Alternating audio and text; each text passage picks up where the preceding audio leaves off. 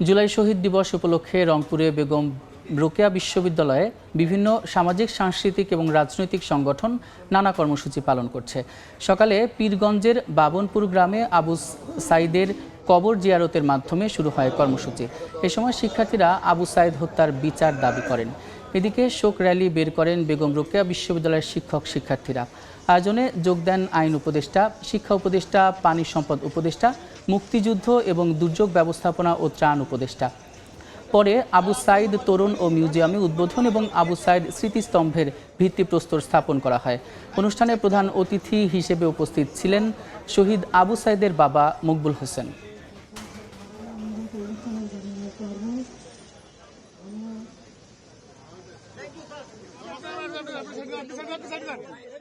এই দিনে আবু সাইদ শহীদ হওয়ার পর এর প্রতিবাদে সারা বাংলাদেশে যে বিক্ষোভ ছড়িয়ে পড়ে, সেখানে আরো 5 জন নিহত হয়।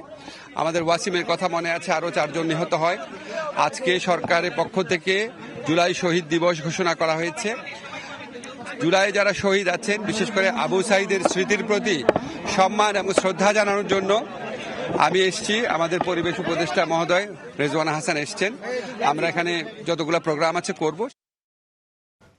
নানা আয়োজনে শহীদ আবু সাইদের প্রথম শাহাদাত দিবস এবং জুলাই শহীদ দিবস পালন করছে রংপুর বেগম রোকেয়া বিশ্ববিদ্যালয়ের প্রশাসন। সেখানে আছেন রিপোর্টার নাজমুল ইসলাম নিশাত। সরাসরি যাচ্ছে তার কাছে। নিশাত,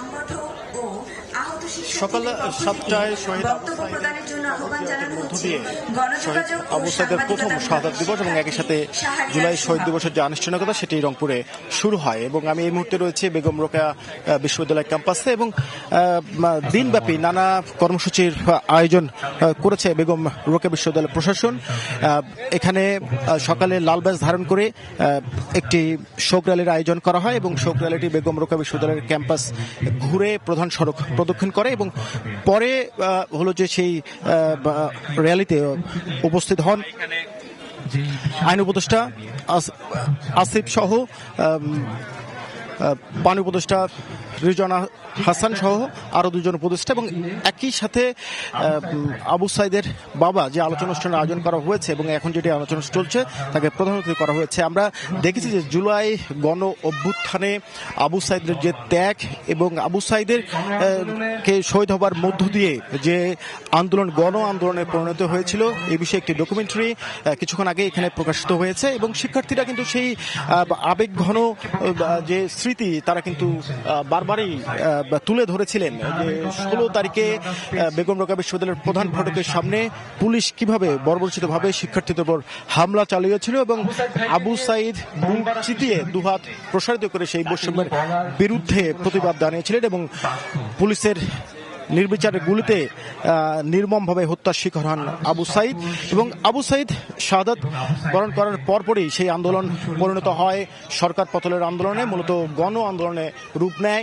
সারা দেশে সেই আন্দোলন ছড়িয়ে পড়ে এবং আমরা আজকে দেখেছি যে শুধুমাত্র বেগম রোকেয়া বিশ্ববিদ্যালয় নয়, বিভিন্ন সামাজিক, রাজনৈতিক এবং সাংস্কৃতিক সংগঠন নানা আয়োজন করেছে। সকালে বৈষম্যবিরোধী ছাত্র আন্দোলন একটি শোক র্যালি করেছে। সবকিছু মিলে দিনব্যাপী নানা আয়োজন রয়েছে বেগম রোকেয়া বিশ্ববিদ্যালয় এবং শেষে এখানে চিত্রাঙ্কন প্রতিযোগিতার আয়োজন রয়েছে। সবকিছু মিলে আজকে দিনব্যাপী যে কর্মসূচি সেটির সর্বশেষ তথ্য এই ছিল আমার কাছে।